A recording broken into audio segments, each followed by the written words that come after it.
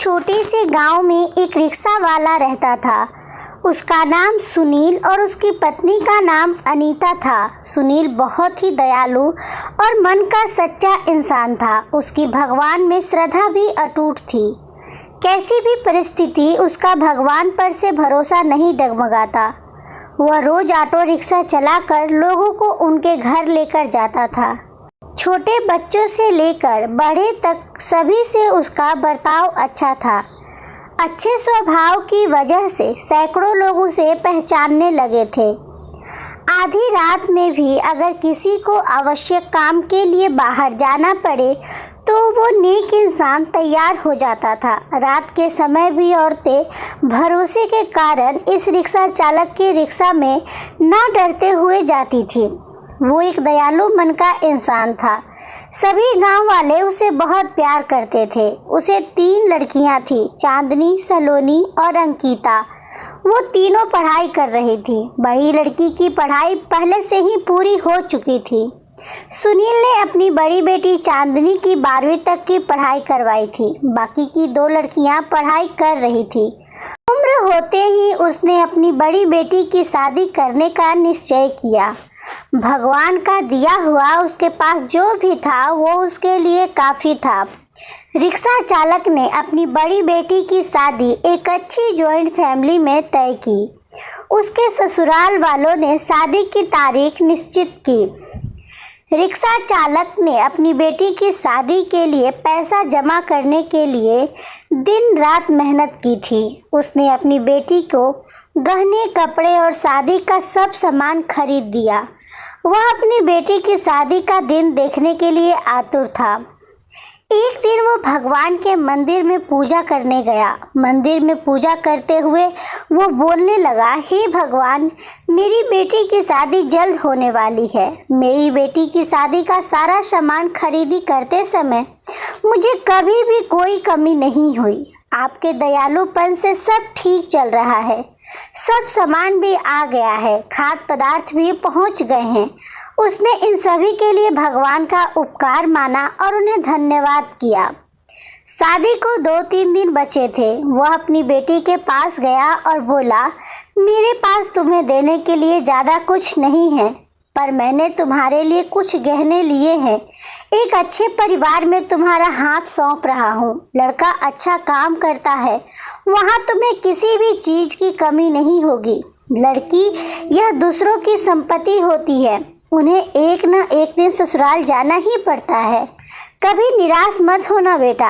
आज मैं तुम्हें यह पाठ सिखा रहा हूँ, बड़े लोगों की आज्ञा का पालन करना, अपने सास ससुर को अपने माता पिता के समान समझना। मैंने तुम्हें 12वीं तक पढ़ाया है और सिलाई भी सिखाई है। ससुराल वालों ने तुम्हें कोई भी काम करने को कहा तो वो काम तुम जरूर करना। हमारी प्रतिष्ठा का ध्यान रखना।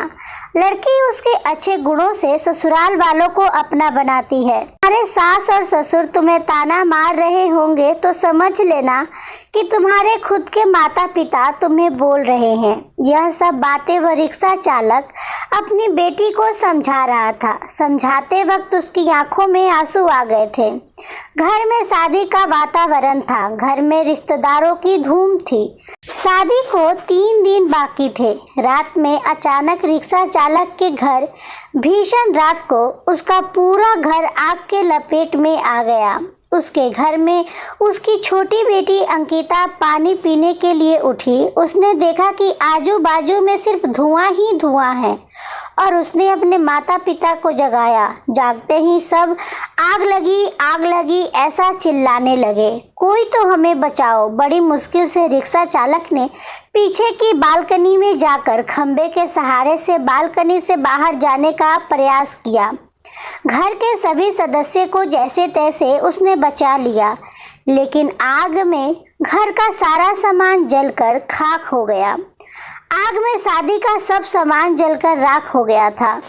जहाँ थोड़ी देर पहले खुशियाँ थी, वहाँ का दृश्य अभी देखा नहीं जा रहा था। जिसने देखा उसकी आंखों से आंसू आने लगे।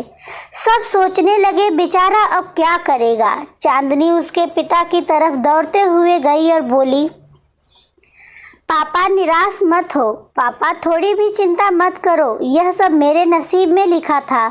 बुरे वक्त में हम हार नहीं मानेंगे। मैं आपका लड़का नहीं हूँ तो क्या हुआ, आपने हमें लड़कों के जैसे पालन पोषण करने में कोई कसर नहीं छोड़ी। सलोनी और अंकिता दोनों बहनें भी उठ गई थी। वो दोनों भी अपने पिता के पास जाकर खड़ी हो गई।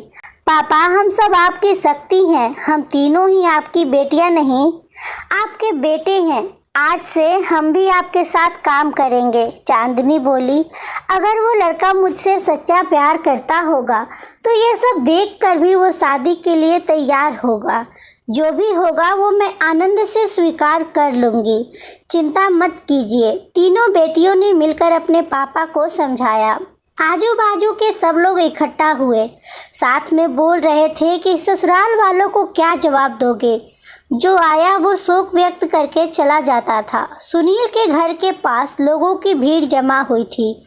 सभी बोलने लगे कि आपने अच्छे काम करके पैसे कमाए थे। सुनील बोला, कदाचित भगवान की यही इच्छा होगी। तभी उसकी पत्नी अनीता आई और बोली कि आप बस भगवान का नाम स्मरण करते रहो, आपके भगवान ने आपको बदले में यह सब दिया है। अब इस घर में कभी भी भगवान का नाम नहीं लेना। तभी सुनील उसे बोला, तुम नसीब वाली हो जो इतनी बड़ी आग में से तुम जिंदा वापस आ गई। यह नियति का खेल है, भगवान को क्यों दोष देती हो। किसी आदमी ने प्रेस में यह खबर दे दी। दूसरे दिन समाचार पत्र में खबर आई कि ऑटो रिक्शा चालक सुनील के घर में आग में जलकर सब खाक हो गया। उसकी बेटी की शादी को कुछ ही दिन बचे थे। गरीब आदमी अपनी बेटी की शादी कैसे करेगा।